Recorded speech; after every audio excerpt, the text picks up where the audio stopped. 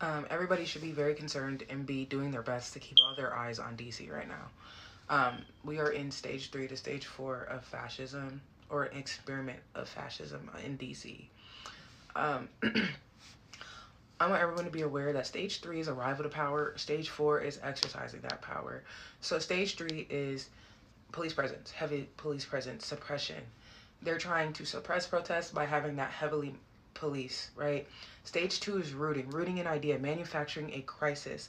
That crisis being DC is a crime hub, DC is a homeless hub, DC has immigrants everywhere, up and down.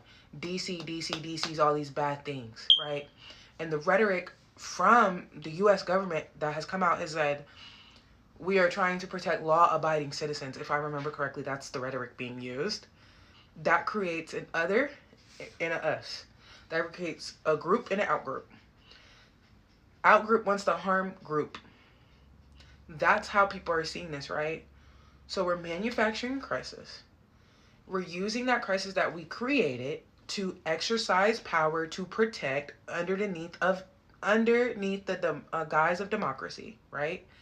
We erode institutionally the mayor of DC. We ignore him. We ignore the data that's being shown that crime rate is actually very much down significantly. And we move in, right? Now we're moving into stage 4, where this presence isn't just going to be presence. He has called 1,400 National Guards. At first, people weren't armed. Now they're armed. And mind you, this is all I'm hearing from TikTok news because people aren't talking. It's so hard to find stuff about it. I want to preface this with DC has no statehood. DC has no governor. DC has nothing to stop the president from interfering with its institutions. Does that make sense? Because it's underneath federal jurisdiction almost. Does that make sense? So if we look at this as Trump's playground, his experiment, he's experimenting on DC. He wants to clean up DC. I think everybody should keep all eyes on DC. And I think it also goes to show, like, we should think about Governor Newsom too. Because he just tried to do this in Newsom state. And Newsom said no.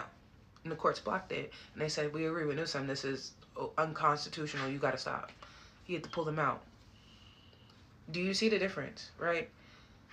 When Trump tried to do it in a state where there was a governor who was willing to take a stand, he was unsuccessful. That's the type of political actors we kind of need in this moment. And also to more so talking about stage 4 of capitalism, I'm going to bring in the fact of, National Guard, let's bring back the National Guard just a little bit. Arming the National Guard and then giving them jurisdiction to police DC is called parastate violence. It is a pillar in fascism, like a pillar. To have your military turn into the police. Giving the police more jurisdiction than they have. Giving federal agencies more jurisdiction than they have. Turning this presence into policing immediately turns into parastate violence. Immediately.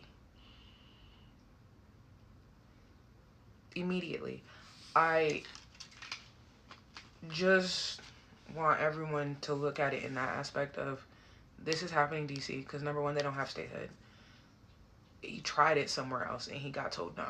Okay, so let's look at it like that. That's a good thing that he got tried in Cali and it was no. But what's a bad thing is that DC doesn't have any safety net. That's the problem, because this could turn into an experiment. This could be turned from an experiment to a pilot. You get what I'm saying? And this is him legitimately experimenting, because there's nothing and nobody that can stop him here in DC. I'm not in DC, but you know what I mean.